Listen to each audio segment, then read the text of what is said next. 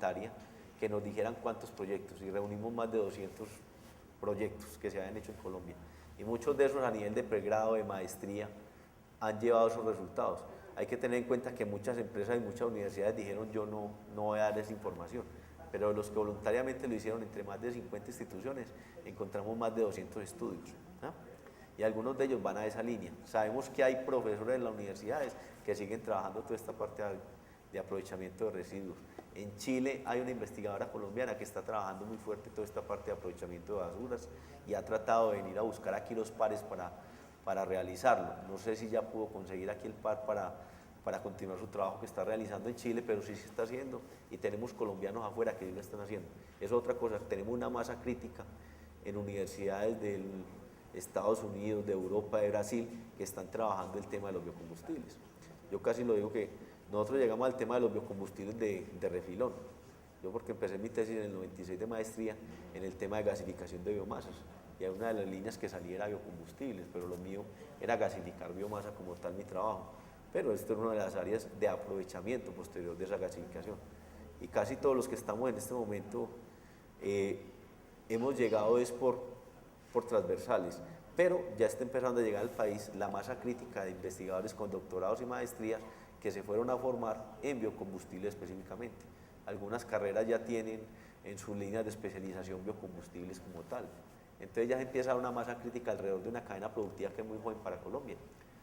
Que les decía, nosotros empezamos a producir en el 2005. Son 5 años de producción, ¿ah? Es una industria demasiado joven y se sigue migrando y se sigue dando, y la revolución que se viene dando es muy grande en esta área. Aquí más yo.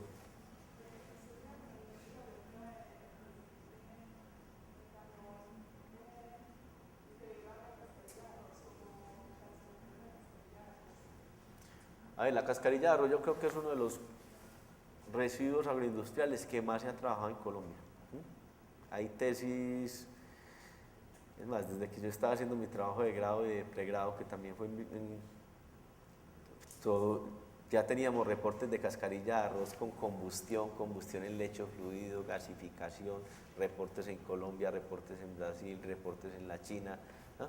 Ha habido mucho trabajo alrededor y es una de las fuentes que se abre. La parte de todos los residuos agroindustriales es muy importante y todos tienen la posibilidad de aprovechamiento en alguna cadena de biocombustibles. Lo que empieza a darle el sí y el no es el cierre financiero. Bien, porque cuánta cascarilla de arroz tengo, en qué época del año, listo. Entonces eso es lo que empieza a darle, cuando son cultivos que son de una sola rotación al año, empiezan a tener esas variables negativas. Bien, pero si yo tengo una región en la que tengo varios tipos de cultivos, cada uno con periodicidad diferente, podría tener equipos de gasificación y toda la transformación posterior para obtener biocombustibles, pero eso era muy complicado. Ahora hay un trabajo reportado en China, donde reportaban el uso de los equipos para gasificar en una época cascarilla de arroz, en otra época residuos de algodón, en otra época otros residuos, y ahí sí demostraban que daba una cadena rentable, pero hay que mirar es como esa parte financiera, es como el inconveniente, pero técnicamente se puede hacer con cualquier residuo a través de gasificación. Hay diferencia entre la caña de azúcar que se utiliza para hacer azúcar y la otra caña en otras regiones para hacer la panola en sí. A ver, sí, la pregunta es si hay diferencia entre la caña panelera y la caña azucarera. La caña, tenemos cientos de tipos de cañas. Cada caña depende de la concentración de azúcar que logre tener. Entonces tenemos variedades y especies totalmente diferentes. Cenicaña tiene más de 100 tipos de cañas investigadas y desarrolladas por ellos, pero el 70% del Valle del Cauca está sembrado en 2 tipos de cañas, las de mejor comportamiento, ¿sí o no? Entonces cada una tiene una característica. Incluso si nosotros fuéramos a sembrar una caña para uso netamente de biocombustibles, entonces depende de cómo lo quieras.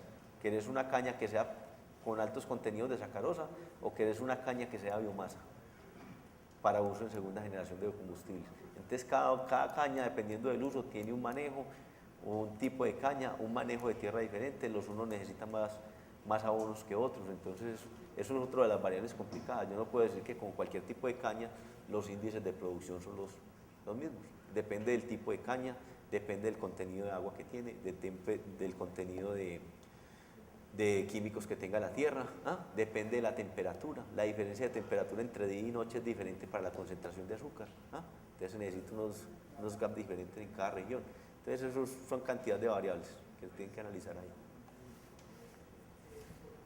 ¿Cuáles son los pastos destructores, por ejemplo, en producción de biocombustible y aún no se está aplicando en Colombia? Esa parte de los pastos es una variable muy difícil de manejar. A ver, casi que vos de cualquier pasto podés extraer un biocombustible, técnicamente, ¿sí o no? Entonces, esa parte sí es sencillo. Ya la cosa también es buscar cuál es el más eficiente. Incluso los alemanes esperan inaugurar en 2012 ya una planta semi-industrial en el que manejan con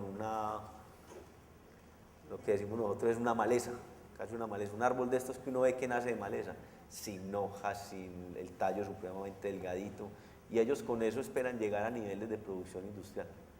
Entonces la cosa es ver cuáles serían los pastos. Al hablar aquí con unas personas de Corpoica, con los que tuve contacto el año pasado y les mostraba pues como ese artículo, que habían estudiado también el doctorado en Alemania, y decían, no, ya, nosotros tenemos de esas variedades en Colombia miles, entonces si ellos lo van a hacer, y a ellos ese arbolito les demora creciendo a ese tamaño 2 años y medio, aquí en Colombia nos crece en 1 año, a llegar por la cantidad de radiación, la posición y todo. Entonces decían, o sea que nosotros, el negocio sería el doble de rentable. La cosa es dónde están los millones de dólares que necesitamos de investigación para poderlo hacer. Que les digo que reportas en Icaña que sacar una especie nueva de caña, una de estas investigaciones que ellos dicen qué tipo de caña se puede adaptar a X región de los llanos orientales, se les puede demorar 7 años. Desde la semilla, la prueba de laboratorio, la prueba básica, la prueba tal, pasar a un cultivo pequeñito, a un cultivo más grande, a un cultivo semi-industrial y llegar al cultivo industrial. Pueden ser 7